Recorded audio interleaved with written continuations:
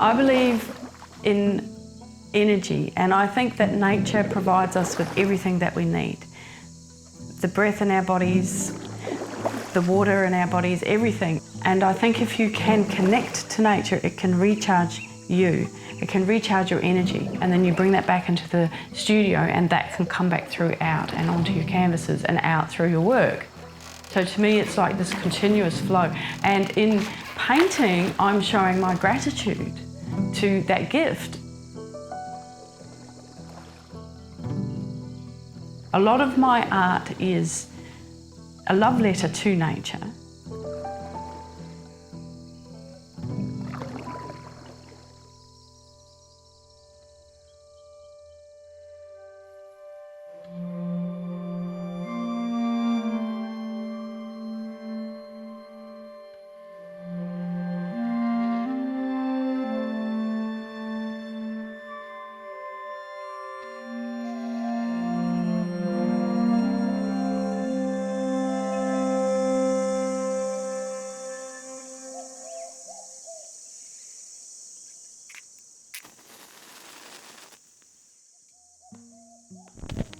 So myself and Glenn, my husband, we live in the Kimberley in a little town called Kununurra.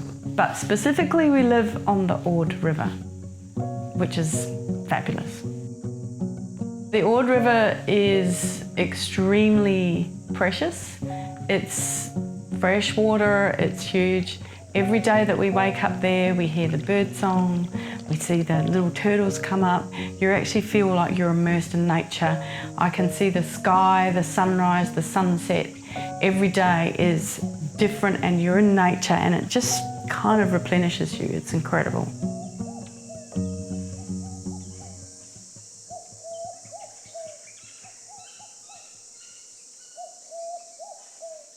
My parents were New Zealanders, Kiwis, but Dad worked on aid projects, planting trees all over the world. So all three of us, my two sisters and myself, were born in Africa, but very remote Africa, in Kenya and Zambia, but on like forestry projects, not towns or cities, but very remote, which was pretty unusual for the day.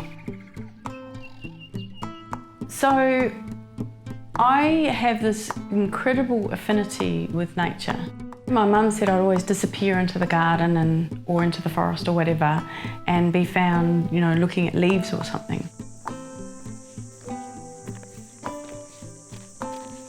So to me, nature is just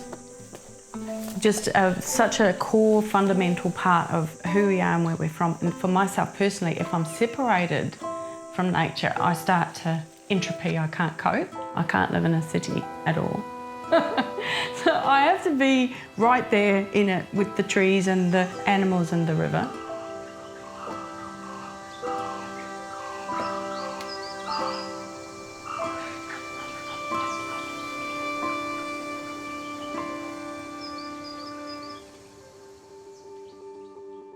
I've always painted.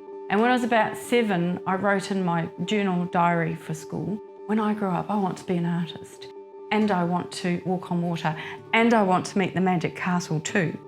So from my perspective, being an artist is not so much what I do, it's who I am, and it's a coming home.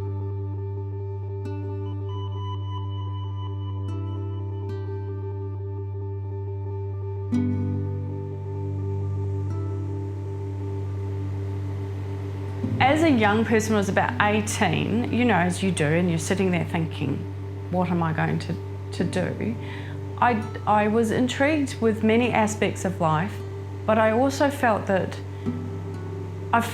even at 18 that I was quite naive, and I wanted to understand human beings more. And one of the ways that I could see that I would get an apprenticeship in human nature was to go into the police. It sounds strange, but I knew I would be with humanity in all its facets if I took that work on, and I would come to a different understanding. And I certainly think I was right in that regard. I certainly did learn things, and I don't regret it. But in the end, the mechanisms The mechanisms of the formal system is quite clumsy.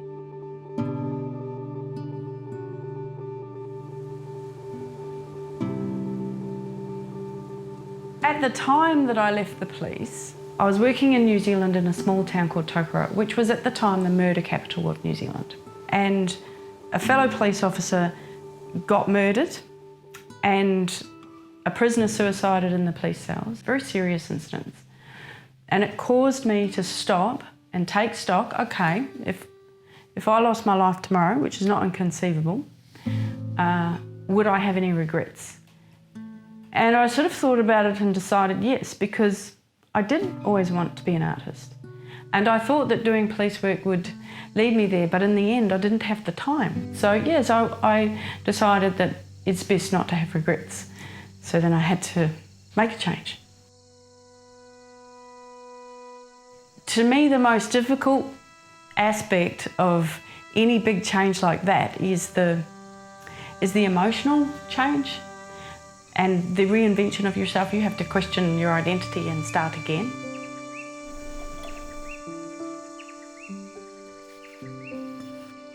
To me, painting is a flow activity, which means you can lose yourself in it, and I can go into my own world and I can disappear into the canvas. You can get an alignment to your purpose in life. And if you can find your work that aligns you with your purpose, you're in business in life. It's so important.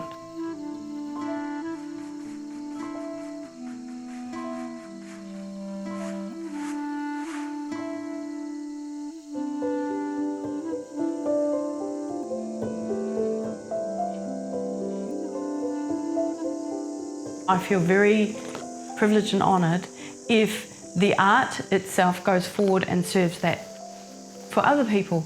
If they can take joy out of it, if they can take pleasure out of it, if the work goes into their lives, into their homes and provides them with that joy, with that burst of life to come into their world, well, that's marvellous. That's what it's all about, isn't it, in the end?